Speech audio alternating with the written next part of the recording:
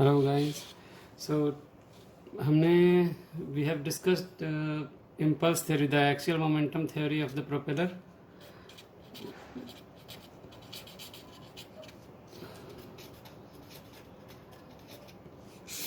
तो हमने axial momentum theory discuss किया था without any rotation of the water, जिसको इम्पल्स थ्योरी भी बोलते हैं।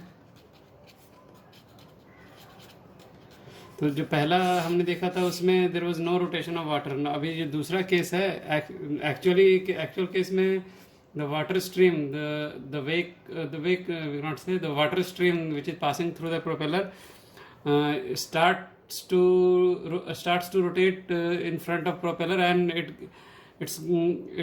the rotational speed keep increasing as it passes by the propeller.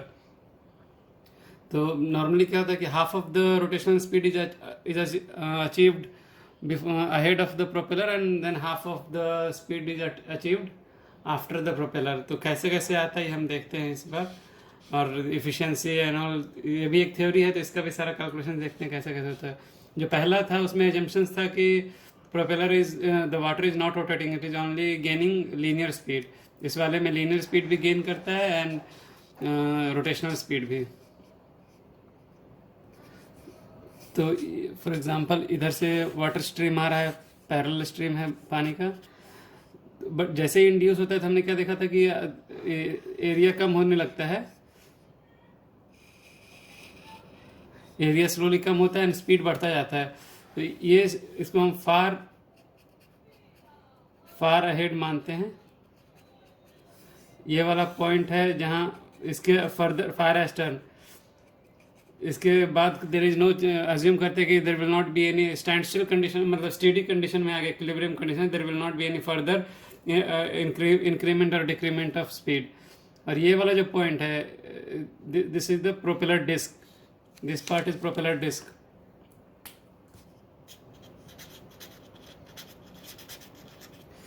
तो तीनों स्टेशन को अगर हम इसको स्टेशन ए मानते हैं, इसको बी मानते हैं, इसको सी मानते हैं, तो इस केस में हमने उस दिन भी अज्यूम किया था अलग अलग वेरिएबल्स, लाइक यहाँ पे फार हेड में रहेगा वी ए, जो शिप अगर स्पीड ऑफ एडवांस से मूव कर रहा है तो relative speed ship propeller and water का जो रिलेटिव स्पीड है that will B V A far head में, जहाँ पे कि प्रोपेलर का कोई इफेक्ट नहीं है एक्चुअल में। स्लोली क्योंकि प्रोपेलर आगे वैक्यूम भी बनाता है, तो ये इंड्यूस कर रहा है, तो यहाँ पे इंड्यूस होता जाएगा, स्पीड बढ़ता जाएगा पानी का। तो यहाँ पे आके हो जाएगा, स्पीड हो जाएगा V A plus V one, और इस वाले पोजीशन पे अज्यूम किया था हमने V A plus V two बिना रोटेशन वाले केस में। अभी जैसे स्पीड बढ़ते जा रहा है ऐसे ही इसका रोटेशनल, यहाँ पे पानी में कोई नो रोटेशनल स्पीड, यहाँ से स्लोली स्पीड बढ़ेगा, तो ऐसे ऐसे जो स्ट्रीम है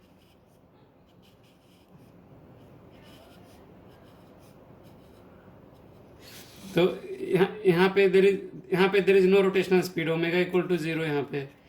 यहाँ पे रहेगा ओमेगा 1, यहाँ पे एज्यूम करेंगे ओमेगा 2, और प्रोपेलर का आरपीएम जो है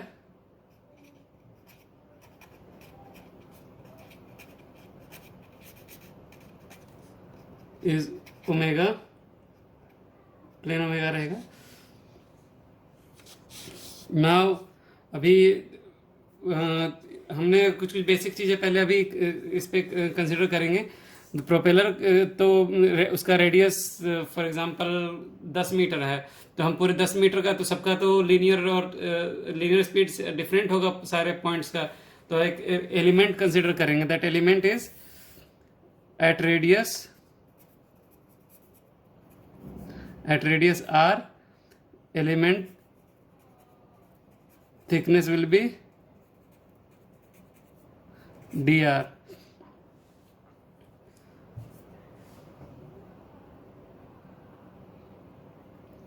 नाउ इसका वो एरिया कंसिडर करते हैं, दे एलिमेंट्री सेक्शन जो है, थिकनेस, इसका थिकनेस, रेडियल थिकनेस dr है। For example if this is the propeller,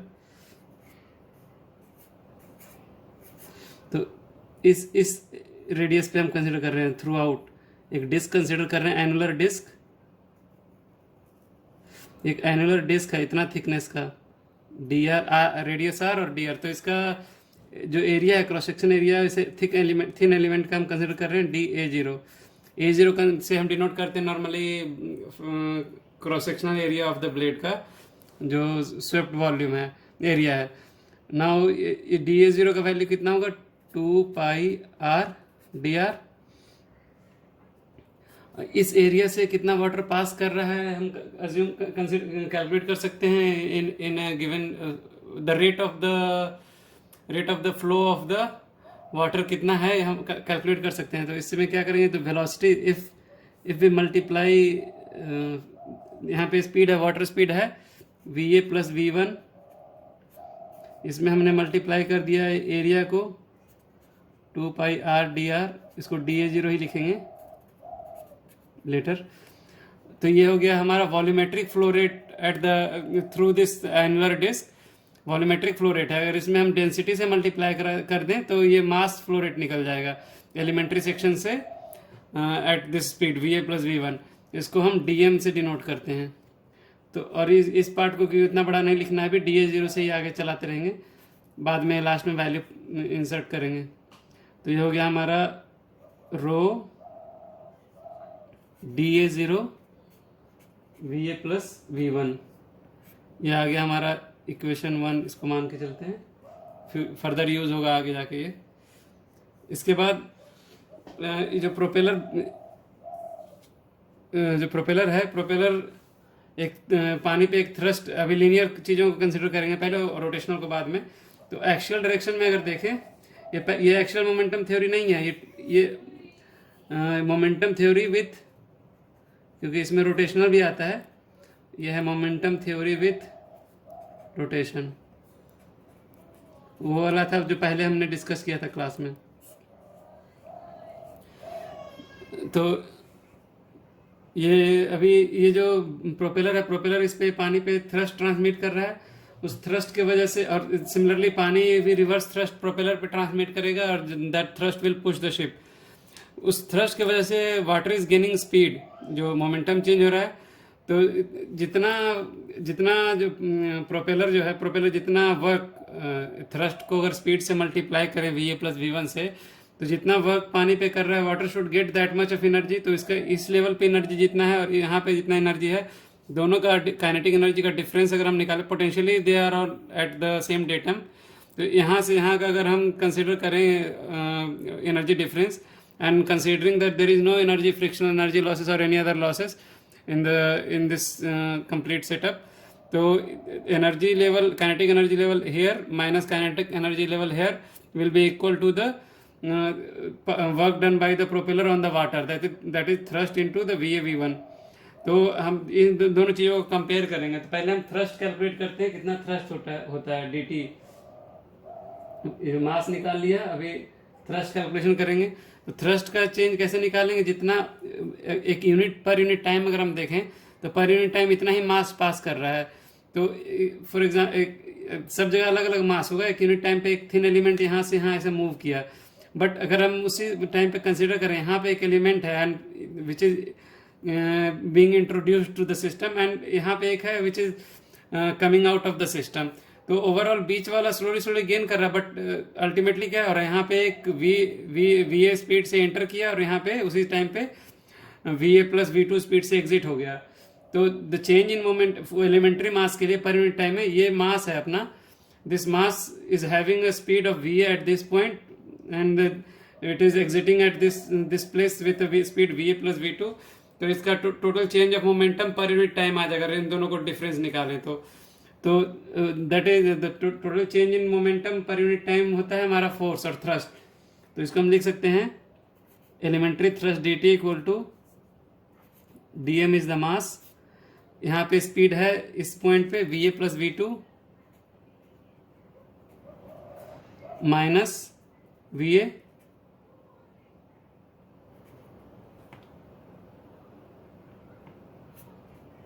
D M को हम लिख सकते हैं रो डी ए ज़ीरो,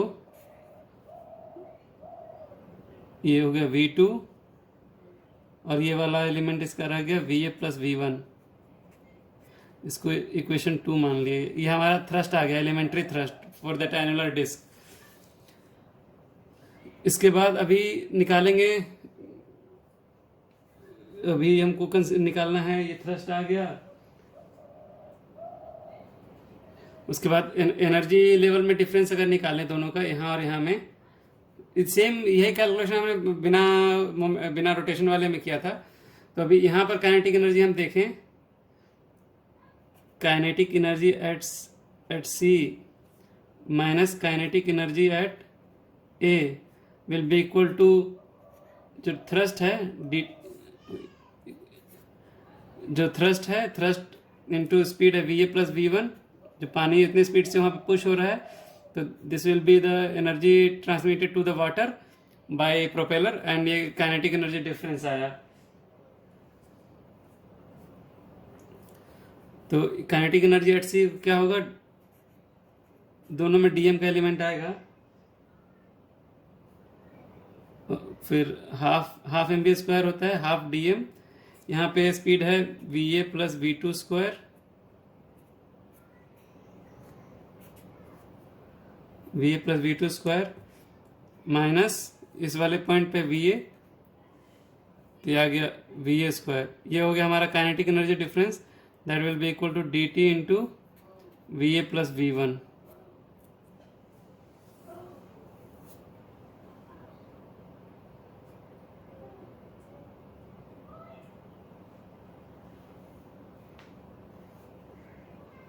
अब इससे अगर इसमें dt का वैल्यू डाल दें, इसको पहले वो करते हैं, half dm v2 square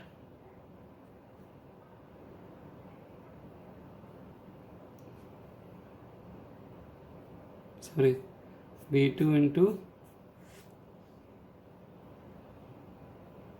2va plus 2va plus v2, यह आ गया equal to D T into V A plus V one. D T का वैल्यू यहाँ से अगर हम डालें इक्वेशन 2 से, नेक्स्ट लिखते हैं,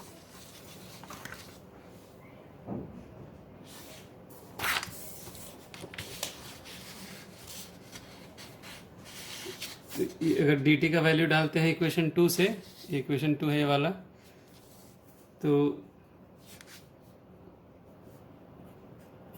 half D M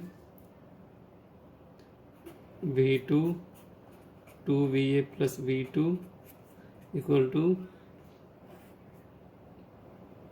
D M रहने देते हैं, D M that was D M into V to,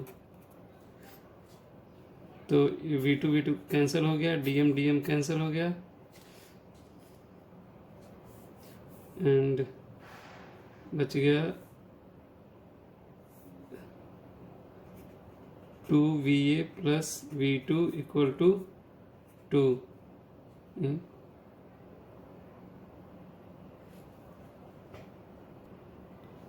हाँ, यहाँ पे हमने dt का वैल्यू डाला dm into V T plus ये va प्लस वी वन नहीं डाला, into va plus V one, तो हो गया 2va प्लस वी वन, इसको 2va plus V two equal to 2va plus 2v1, ये ख़त्म हो गया, तो v1 equal to v2 by 2।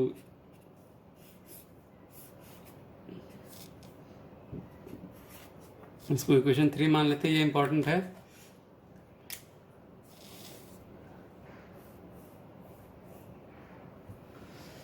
तो इसमें हमको क्या पता चल रहा है, v1 जो स्पीड है, speed increased, the stream is gaining speed from the far head to the till the far astern, is continuous growth in speed is there. तो जो v1 है, v1 is the speed, the growth in speed up to the propeller है।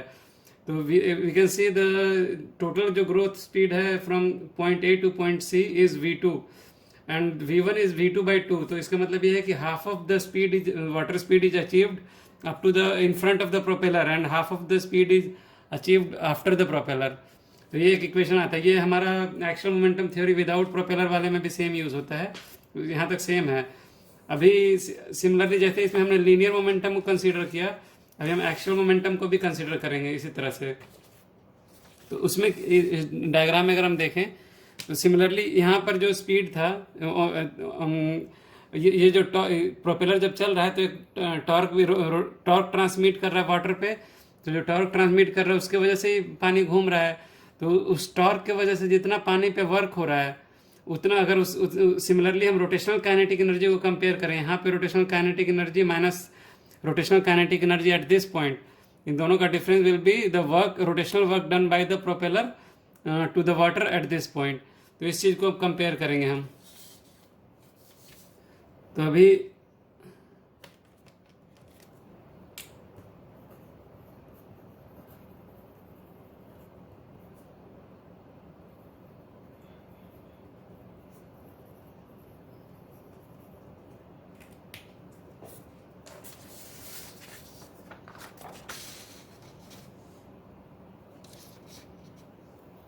Rotational kinetic energy कितना होगा इसका, इस point पे, point A पे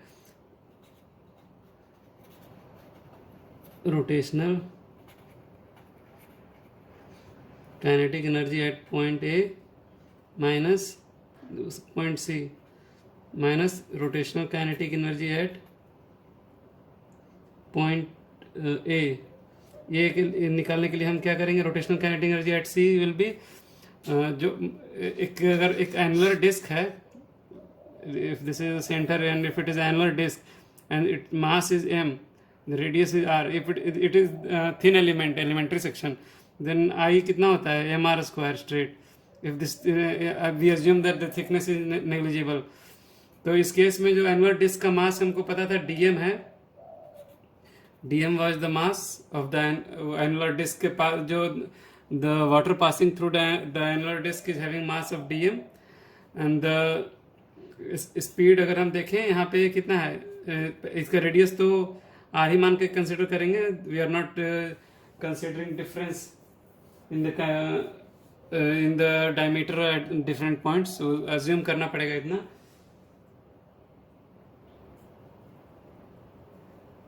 तो यहाँ पर जो रोटेशनल स्पीड है दैट इज ओमेगा 2, तो dm into half I omega square, the kinetic energy is, rotational kinetic energy बराबर क्या होता है, half I omega square.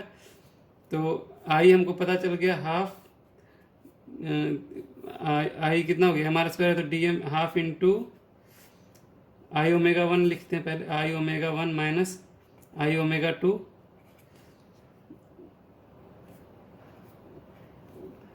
Equal to होगा हाफ, आई तो सेम रहेगा, dm इंटू आर स्क्वायर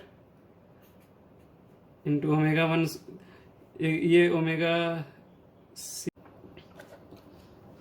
तो इसको ओमेगा 1 नहीं, इसको ओमेगा सी कंसिडर करते हैं, 1 and 2 ऑलरेडी नोटेड है अलग अलग पॉइंट्स पे। तो omega C minus omega C at this point and omega at this point, omega A, omega C square minus omega A square, इसको वैल्यू डालेंगे तो it will be half dm r square omega 2 square. ये आ गया हमारा change in rotational kinetic energy.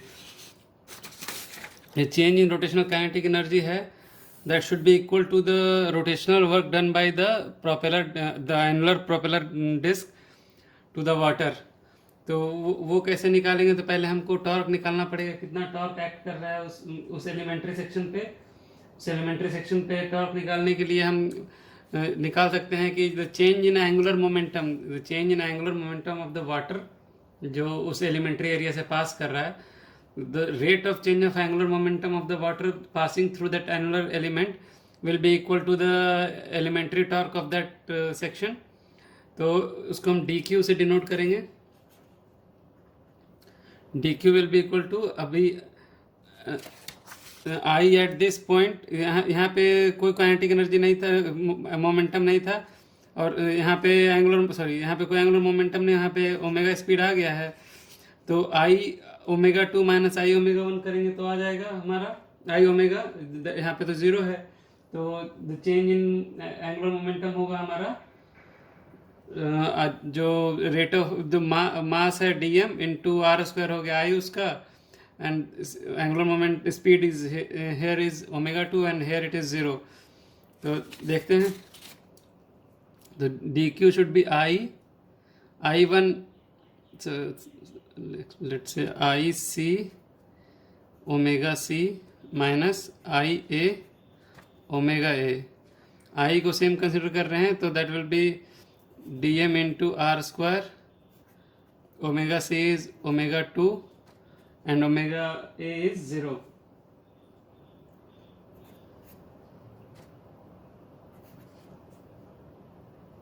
So this will be dm r square into omega 2.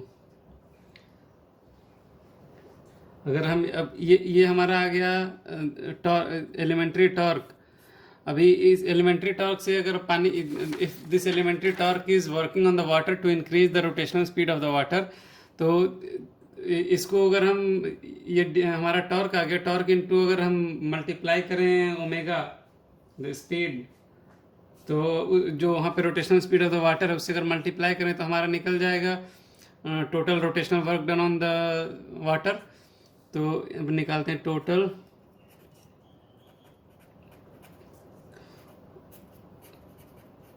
rotational work done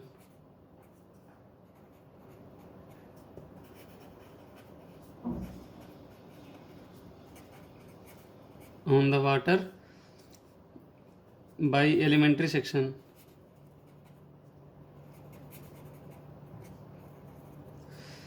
तो will be equal to dq into, वहाँ पे उस section, यहाँ पे कितना एंगुलर स्पीड है, ओमेगा 1 इंटू ओमेगा 1.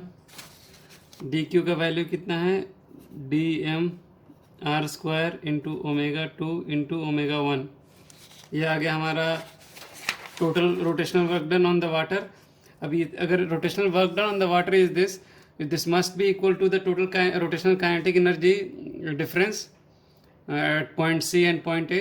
तो इसको हम कंपेयर करें, अगर ये आगे हम इसको equation 4, this equation 5, comparing 4 and 5, it should be half dm r square omega 2 square equal to dm r square omega 2 into omega 1. ये खत्म हो, सॉरी हाफ रह जाएगा, dm कैंसिल आउट हो गया, आर स्क्वायर कैंसिल आउट हो गया, omega 2 cancel out हो गया, तो omega 1 equal to half omega 2. तो सिमिलरली जैसे जो रिलेशन आया था उधर लीनियर वाले केस में कि the speed, the linear speed gain up to the propeller और ahead of the propeller is half of the total speed gain. Similarly angular speed में भी देख रहे हैं हम यहाँ पे कि angular speed gain up to the propeller is half of the total angular speed gain. तो ये इक्वेशन हमारा it is 6.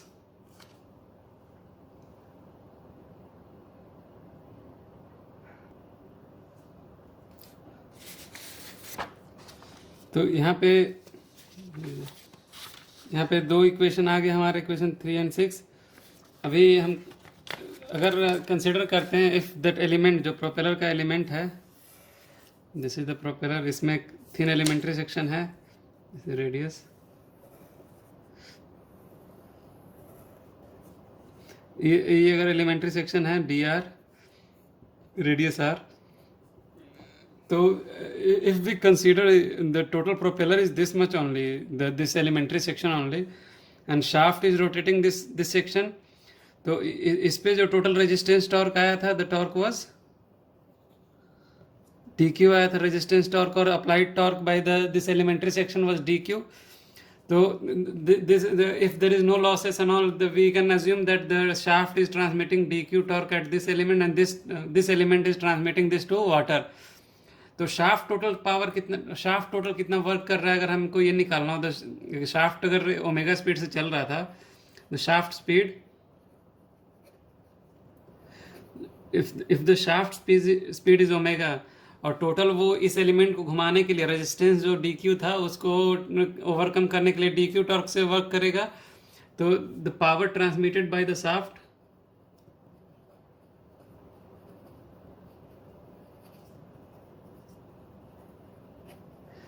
will be dq into omega और ये जो टोटल पावर ट्रांसमिट कर रहा है shaft, that should be equal to the linear kinetic energy gain और लीनियर जो थ्रस्ट है, लीनियर थ्रस्ट की वजह से जो वर्क हो रहा है that work, and the total work जो रोटेशनल डायरेक्शन में जो हो रहा है। दो तरह का, एक लीनियर डायरेक्शन में वर्क कर रहा है एंड एक रोटेशनल डायरेक्शन में।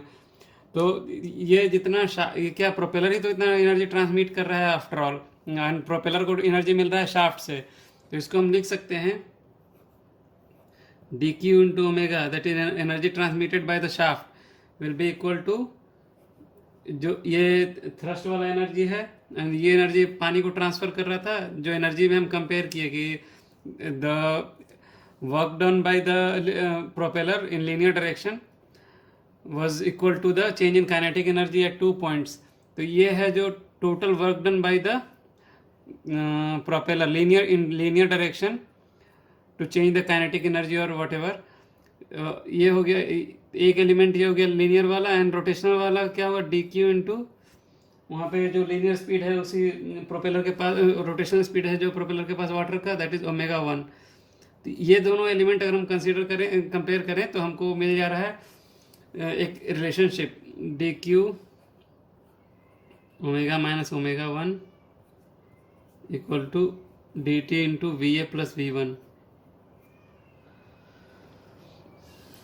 अभी इससे हम ये भी लिख सकते हैं D Q by D T equal to V A plus V one divided by omega minus omega 1। ये इक्वेशन नंबर हो गया 7।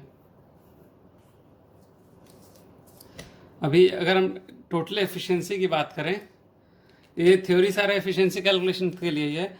Now if we talk about the total efficiency N, तो एफिशिएंसी कितना होगा, total work done by the, ये तो ये जो वर्क है ये वाला, ये लीनियर डायरेक्शन में वर्क है, that is being done on the water, but the same work may not be applicable for the ship. Thrust will be same, जितना रिएक्शन के रूल के हिसाब से जितना जितना एक्शन वाटर पे कर रहा है प्रोपेलर उतना रिएक्शन होगा, तो thrust will remain same in both the direction. The thrust experienced by the water will be equal to the thrust experienced by the ship, but the energy transmitted to the water and energy transmitted to the ship may not be same। तो अभी ultimately हमको efficiency से पानी कितना move कर रहा नहीं कर रहा इस बात से हमको कुछ फर्क नहीं पड़ता। इनफैक्ट पानी मूव कर रहा है, पानी में एनर्जी ऐड हो रहा है, that is waste for me. अपने को तो ओवरऑल हमको चाहिए ओवर टोटल जहाज का एनर्जी, जहाज कितना स्पीड से मूव कर रहा है। तो if the ship is moving by speed of advance V A and the thrust applicable by that element, that small element is D T. तो ये हो गया हमारा पावर टू शिप, और ये हो गया हमारा जो नेट इफेक्टिव वर्क डन है जो हमको चाहिए था। The ship is moving with the speed of V A and the thrust at that time is by that element is D T. और ये सब करने के लिए जो ड्राइव फोर्स कौन सा है हमारा, शाफ्ट टॉर्क। शाफ्ट टॉर्क के इनपुट वहाँ से इंजन से जो हम ट्रांसमिट कर रहे हैं power, that is rotational speed through the shaft. तो शाफ्ट कितना, शाफ्ट पे कितना, शाफ्ट एक्चुअली कितना वर्क ट्रांसमिट कर रहा है, that will be the shaft का टॉर्क है D Q for that elementary section. पूरा प्रोपेलर का होगा, this will be a large amount, that will become Q. तो ये डी क्यू एलिमेंट है and the speed of the shaft is omega. तो ये हमारा एफिशिएंसी आ गया। इस चीज में अगर हम D T by D Q equation 7 से डालें,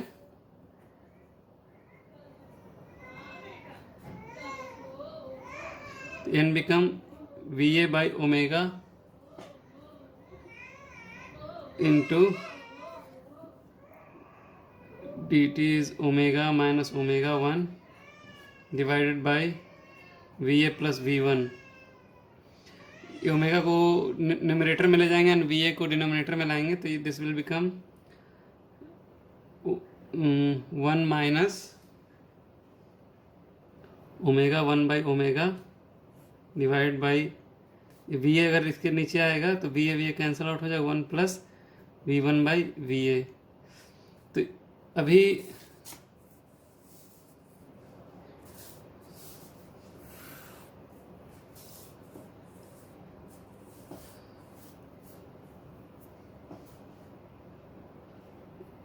तो इस चीज़ को जो ओमेगा 1/ओमेगा को है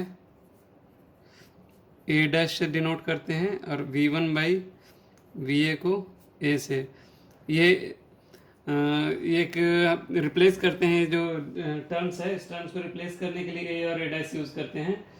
इस जो प्रोपेलर पे पानी अभी क्या देख रहे हैं, ओमेगा 1 जो स्पीड है वाटर का, that is achieved by the water before reaching to the propeller. Similarly linear speed जो V1 है, that is speed achieved by water before reaching the propeller. तो ये इनफ्लो है, इनफ्लो टू द प्रोपेलर है। तो A1 और ए dash और A को, A dash and A are rotational and axial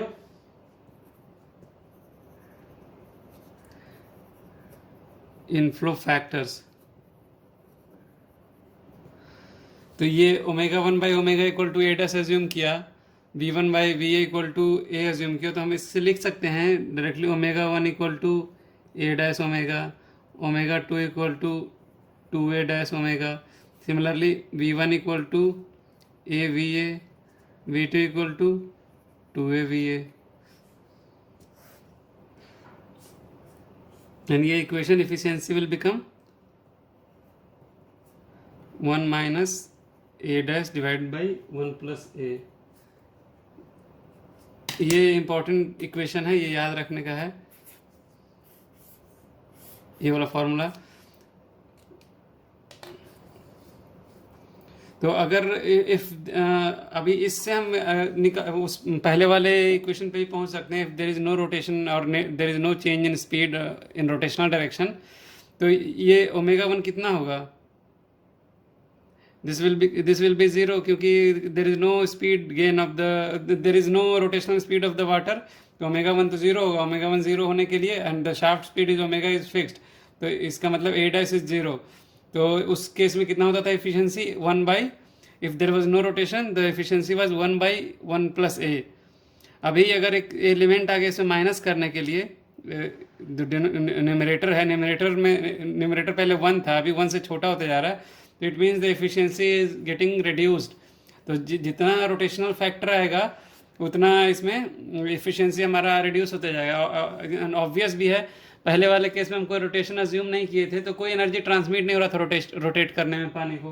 but अभी तो हमने ये इसमें अज्यूम किया कि रोटेट करेगा, रोटेट कर रहा है अगर with the factor of A dash, तो ये अपना धीरे धीरे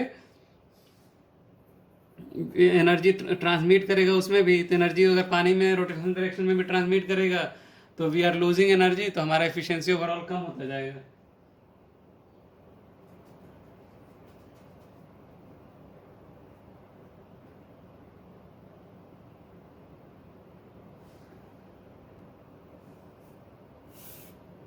अभी एफिशिएंसी जो है इसमें हमने लिखा क्या, dt/dq इंटू VA/ओमेगा। ये स्पीड ऑफ एडवांस है और ये हमारा प्रोपेलर का रोटेशनल स्पीड है। dt एंड dq का वैल्यू हमने पहले निकाला था, एक यहाँ पे dq है और dt का वैल्यू यहाँ पे आया था, ये dt है। अगर दोनों का वैल्यू हम यहाँ पे डालें, this is dt and this is dq, अगर इन दोनों का वैल्यू हम इंसर्ट करें यहाँ पे, तो लेट्स सी, सब्सटीट्यूट करें इसका value, ρdA0 V2 into VA plus V1 divided by this is dm r² omega 2 into VA/ओमेगा।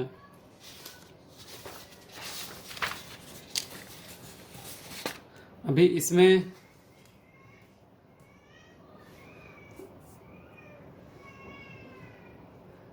ये जो पार्ट है नीचे वाले ρdA0 इंटू V2 का वैल्यू कितना था, V2 is 2AVA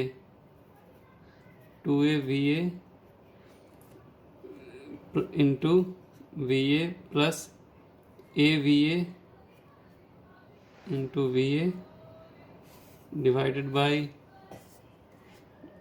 dm is again ρdA0 into VA plus V1 था DM का वैल्यू यहाँ से देख सकते हो, rho d A zero V A plus V one, तो यहाँ से V A plus V one is again A V A into R square into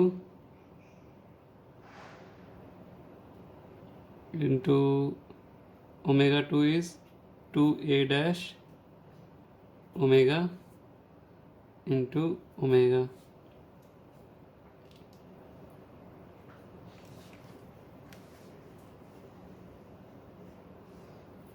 ये कैंसिल आउट हो जाएगा, ये कैंसिल आउट हो गया, V A plus A V, ये कैंसिल हो गया, ये कैंसिल हो गया, एंड फिर बच गया टू कैंसिल हो गया, तो इसमें बच गया नेक्स्ट शीट।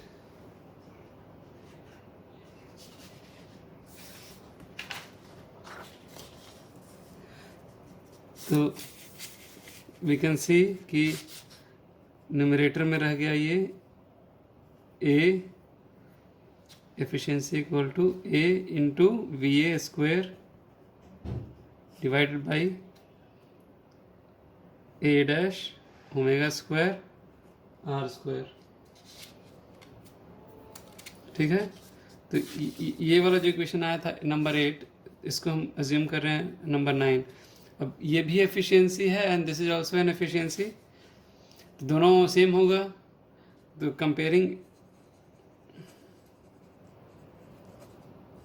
8 and 9, तो that will be 1 minus a dash divided by 1 plus a equal to a v a square divided by a dash omega square r square।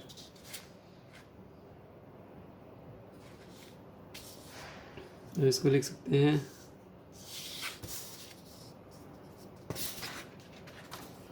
लिख सकते हैं 1 minus A dash into A dash omega square R square equal to 1 plus A V A square.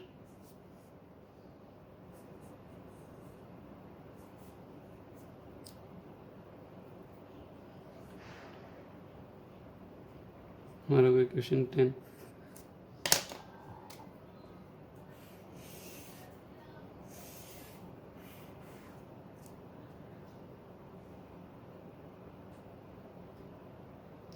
तो ये हमारा जो final relation आ गया है इसमें, omega speed of advance, shaft speed of advance, और ये इनफ्लो फैक्टर्स है। ये जो कंप्लीट रिलेशनशिप है, this relationship holds true only when we have considered all the frictional losses through the propeller. Propeller पे कोई भी फ्रिक्शनल लॉसेस नहीं है, तब ये रिजल्ट आया। ये हमारा फाइनल इसका, तो हमारा एफिशिएंसी पता चल गया। एफिशिएंसी अगर शॉर्टकट में कहीं भी लिखते हैं तो दिस इज द एफिशिएंसी। अगर दूसरे फॉर्म में लिखना है द अदर फॉर्म, तो ये हो गया दूसरा form, this one A V A square divide by A dash omega square R square. देखो ये ऊपर और नीचे का टर्म है लीनियर स्पीड के टर्म में और ये भी लीनियर स्पीड के टर्म है, तो ये सब डायमेंशनलेस। एफिशिएंसी हमेशा डायमेंशनलेस होता है, ये भी डायमेंशनलेस है, ये भी डायमेंशनलेस है। ए का भी कोई डायमेंशन नहीं है, ए इज फैक्टर ओनली। वेलोसिटी से दूसरे वेलोसिटी को लाने के लिए एक फैक्टर है, तो मल्टीप्लिकेशन एक कांस्टेंट वैल्यू कुछ आएगा, एक न्यूमेरल वैल्यू। तो ये भी एफिशिएंसी